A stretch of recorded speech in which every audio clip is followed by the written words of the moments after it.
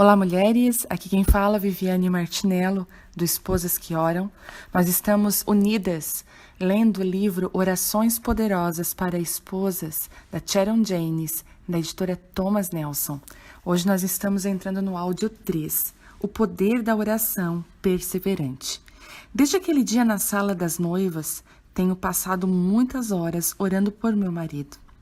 Eu não tenho uma grande história ruim para contar de como Deus pegou um casamento terrível e tumultuado e transformou milagrosamente num romance digno de um livro, com cavalos brancos, romantismo e corridas em direção ao pôr do sol, deixando todos os problemas e toda a escuridão para trás. Mas mesmo assim, nós já tivemos uma boa noção do que são tanto o tumulto quanto o romance. O nosso relacionamento não é um conto de fadas. Nosso casamento se parece mais com um jornal de tiragens diária, uma página após a outra, um dia após o outro, 11.680 dias até o momento da composição deste livro.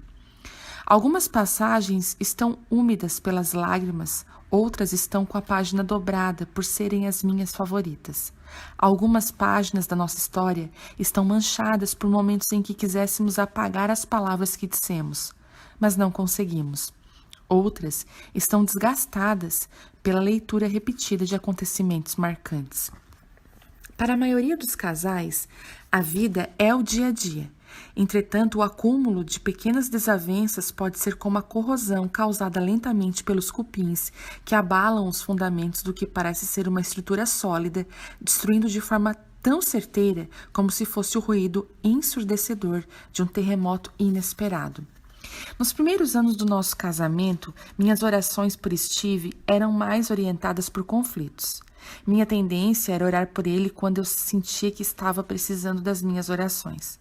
Quando surgiu uma situação complicada, quando o trabalho era árduo, quando as finanças estavam apertadas, quando os relacionamentos estavam conturbados, quando o estresse tinha aprisionado nós dois.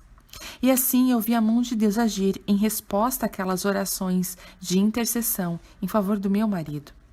Porém, à medida que meu entendimento sobre a oração ia amadurecendo, o mesmo ocorria com a minha intercessão por Steve. Meus gritos desesperados a Deus nas dificuldades se transformaram em conversas diárias com Ele, da forma mais simples. Eu orava por proteção e provisão de Deus para meu marido na base de um passo após o outro no cotidiano da vida. E apesar do meu casamento não ter saído milagrosamente da beira do desastre, eu havia me agarrado às mãos de outras mulheres que também haviam passado pela mesmíssima experiência. Beth, cujo marido era viciado em pornografia, mas por causa da sua intercessão, procurou ajuda e libertação. Jonah, cujo marido chegou a procurar o divórcio, mas por causa da sua intercessão, voltou a se apaixonar por ela. Patty, cujo marido se consumia em trabalho e nos ganhos financeiros, mas por causa da sua intercessão, voltou-se de coração para as coisas da casa novamente. Miriam, cujo marido estava preso à dor de um passado abusivo, mas por causa da sua intercessão, experimentou a liberdade da cura e do perdão. Eu me agarrei à mão dessas mulheres. Eu ouvi o clamor delas. Eu me uni a elas em oração e eu testemunhei o milagre na vida delas. Você pode estar achando que seu casamento não tem mais solução.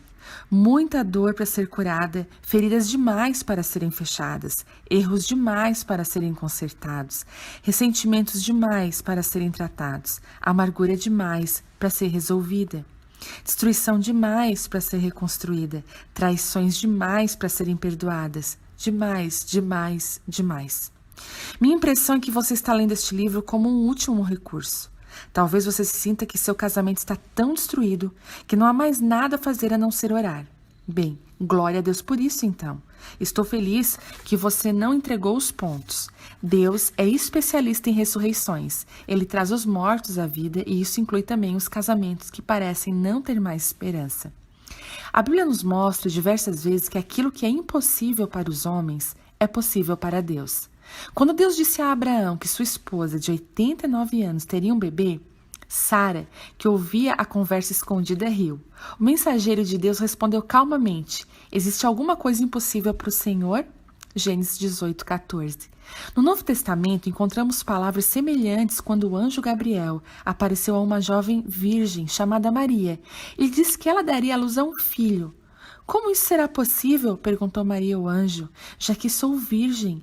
Gabriel então respondeu, nada é impossível para Deus. Lucas 1:26. Ainda não está convencida? Permita-me dar um exemplo. Voltemos ao Antigo Testamento. A história de um profeta chamado Ezequiel. Certa vez Deus levou Ezequiel até o meio de um grande vale. Não era uma paisagem viçosa, cheia de belas folhagens, mas sim um deserto cheio de ossos humanos. E não se tratavam apenas de ossos velhos. O profeta descreve, os ossos estavam muito secos. Ezequiel 37:2. Em outras palavras, eram ossos de pessoas que tinham morrido havia muito tempo. Ossos, ossos, eles estavam espalhados por toda parte. Ezequiel descreve que aconteceu aqueles ossos mortos, antigos, e os ossos secos. Ora, aquela seria uma visão e tanto. Amiga, você pode estar pensando que seu casamento se parece muito com aquele osso seco. Você não vê somente ossos velhos, mas ossos mortos há muito tempo. Ossos que já estão secos. Pode parecer que seu casamento já ultrapassou o ponto em que poderia ser salvo. No entanto, Deus é especialista em trazer à vida aquilo que morreu. Ele pode transformar um vale de ossos secos num grande exército. E também pode transformar um casamento sofrido em um testemunho vivo e que respira a misericórdia da graça de Deus. Pois nada é impossível para Deus. Como eu sou grata por Ele nos ter convidado para nos unirmos à sua obra, para tomar parte no milagre por intermédio da intercessão. Como usar este livro? Percebo que muitas mulheres, inclusive eu, são desafiadas com base em instruções. Eu preciso de referenciais. Não me diga para seguir um rumo ao leste, oeste, norte, nem ao sul. Mostre-me um referencial. Vire à direita na lanchonete, vire à esquerda no quartel do Corpo de Bombeiros. Procure uma casa verde azulada ao longo da curva. Esse é o tipo de instrução que eu consigo seguir. Talvez seja por isso que eu amo o fato de Jesus ter ensinado seus discípulos a orarem fazendo uso de referenciais. Certa vez, tendo Jesus terminado de lhes ensinar, um dos seus discípulos lhe disse, Senhor, ensina-nos a orar. Lucas 11:1. Jesus respondeu, vocês orem assim, Pai nosso que estais no céu, santificado seja o teu nome, venha o teu reino, seja feita a tua vontade, assim na terra como no céu. Dá-nos hoje o nosso pão de cada dia. Perdoa as nossas dívidas, assim como perdoamos aos devedores. E não nos deixe cair em tentação, mas livra-nos do mal, porque teu é o reino, o poder e a glória para sempre. Amém. Mateus 6, 9, 13. Jesus não estava instruindo seus discípulos a fazer uma oração mecânica. Ele estava lhes apresentando um modelo de oração. Isto é, referenciais. Reconheça a paternidade, a santidade e a soberania de Deus.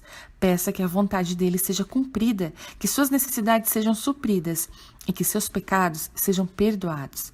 Peça livramento da tentação e proteção do mal. Reconheça o domínio e o reinado e o poder e a glória de Deus. De modo semelhante, orações poderosas para esposas apresentará a você referenciais que sirvam de orientação para suas orações. Não se trata de uma fórmula mágica nem de um modelo para orações mecânicas. A ideia é simplesmente apresentar um guia para você poder seguir uma vida de oração consistente e efetiva. Sejamos honestas, os caminhos de Deus não são os nossos caminhos e às vezes nós não sabemos como orar por nossos maridos. Mas podemos descansar na certeza de que quando oramos a palavra de Deus, oramos segundo a vontade de Deus. Ufa, que alívio! Quando Paulo nos instruiu a nos revestirmos da armadura de Deus, você percebeu que ele mencionou somente uma arma?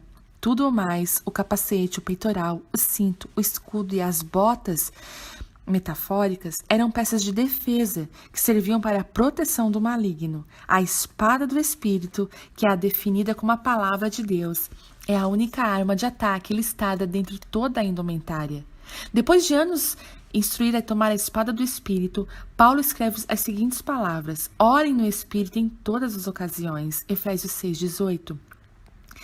Quando você combina a palavra de Deus com uma oração energizada pelo Espírito, está armando e representada perigo para o poder do inimigo. Você passa a ter o poder divino para destruir fortalezas, 2 Coríntios 10:4. No grego, a língua original do Novo Testamento, a palavra traduzida como poder é dunamis. Ela descreve o poder potencial e o poder real. É dela que temos a nossa palavra dinamite no português. Deus entrega em suas mãos 2 bananas de dinamite quando você intercede pelo seu marido. A sua palavra e a oração. Quando você juntar essas 2 bananas de dinamite e acender o pavio com fé, verá o poder de Deus agir em seu favor e em favor do seu marido, como nunca viu antes. Na próxima sessão do livro, eu apresento vocês uma visão geral dos referenciais que utilizaremos na oração por nossos maridos. Cada referencial é representado por uma parte do corpo do seu marido. Por exemplo, a mente representa os pensamentos dele, os olhos, as coisas para as quais ele olha, os ouvidos, o que ele ouve, e assim por diante. E esse será o seu mapa à medida que você cobre seu marido de oração. Na segunda parte, nós começaremos a orar efetivamente. Aqui eu apresento um guia de 30 dias para a intercessão por seu marido, da cabeça aos pés. A cada dia você encontrará uma passagem bíblica para cada referencial e uma oração que engloba essa passagem. Deve levar aproximadamente de 5 a 7 minutos para você cobrir seu marido diariamente com orações poderosamente eficazes e fundamentadas na Bíblia. Não consigo imaginar um investimento de tempo que traga melhores lucros. As orações ao longo deste livro foram escritas como se o seu marido fosse cristão. No entanto, reconheço que não existe fardo maior para uma mulher do que levar seu marido e filhos a entregarem as suas vidas a Jesus e tê-lo como Salvador e Senhor. Tudo mais perde valor quando pensamos no lugar onde eles passarão a eternidade. Se o seu marido ainda não tomou a decisão de seguir a Cristo, no apêndice desse livro você encontrará passagens bíblicas com o objetivo de ajudar você nesta que é a maior de todas as necessidades na vida de qualquer pessoa. À medida que avançarmos nos 30 dias de oração, estaremos orando por fé, clamando por coisas que não existem como se existissem. Romanos 4,17. Uma maneira de usar este livro é fazer a correspondência dos dias de oração com as datas do mês. Por exemplo, no primeiro dia do mês, ore o conteúdo do primeiro dia. No segundo dia do mês, ore o conteúdo do segundo dia, e assim por diante. Se você perder algum dia, continue seguindo o seu calendário. Depois retome a oração no mês seguinte. Obviamente, você também poderá simplesmente orar todo o conteúdo, sem fazer a conexão entre os dias da oração e datas do calendário. Se você for como eu, terá vontade de utilizar este livro várias e várias vezes. Você poderá inclusive reunir algumas moças que namoram para formar um grupo de mulheres de oração, que intercedam por seus companheiros em conjunto. Jesus disse: também lhes digo que se 2 de vocês concordarem na terra por qualquer assunto sobre o qual pedirem, isso lhes será feito por meu Pai que está nos céus. Mateus 18:19. A palavra grega correspondente ao versículo concordar, nessa passagem, que significa soar em conjunto, estar de acordo, principalmente em referência a instrumentos musicais. Que bela sintonia levada aos céus quando irmãs em Cristo se juntam em oração harmoniosa oferecida a Deus. Mas não deixe de se certificar de que o grupo se concentra em orar e não em reclamar. Você não vai crer que essa bela sintonia imita sons semelhantes aos grunhidos que se ouvem antes da apresentação enquanto os músicos estão afinando os instrumentos. Independentemente da forma que você escolher para utilizar este guia de oração, tenho certeza de que você e seu marido serão abençoados infinitamente mais do que você possa pedir ou pensar. Efésios 3:20. Eu preparei uma página na internet para nos ajudar a orar umas pelos maridos, uma pelos maridos das outras. Você também pode compartilhar suas vitórias e nós celebraremos com você. Antes de começar, permita-me fazer um breve alerta. Haverá dias em que você não terá vontade de orar por seu marido. Dias em que você não sentirá vontade de pedir a Deus que o abençoe. Haverá momentos em que você realmente terá vontade de pedir a Deus, que o faça cair de nariz no chão, porque ele talvez tenha magoado você, tenha sido mesquinho ou a tenha decepcionado. Porém, quero incentivá-la a orar por ele mesmo assim. Eu já perdi as contas de quantas vezes estive chateada com Steve e depois, enquanto eu orava por ele, o próprio Deus amoleceu meu coração com relação a ele. E ore também por você mesma. Ore para que Deus conceda a você um coração perdoador, uma atitude cheia de graça e um amor sacrificial. A oração por seu marido fará mais do que impactar a vida dele. Ela também impactará o seu próprio coração. Não fique surpresa se Deus despertar um amor pelo seu marido que se mostre mais forte, mais profundo e mais precioso do que você já tenha sentido antes. Enquanto escrevi este livro, passei muitas horas intercedendo por Steve e Deus fez uma obra no meu coração que nem eu mesmo estava esperando. Fico muito empolgada ao ver como Deus agirá a seu favor quando você passar a levar seu marido aos céus em oração. O profeta Isaías escreveu isso a respeito de Deus.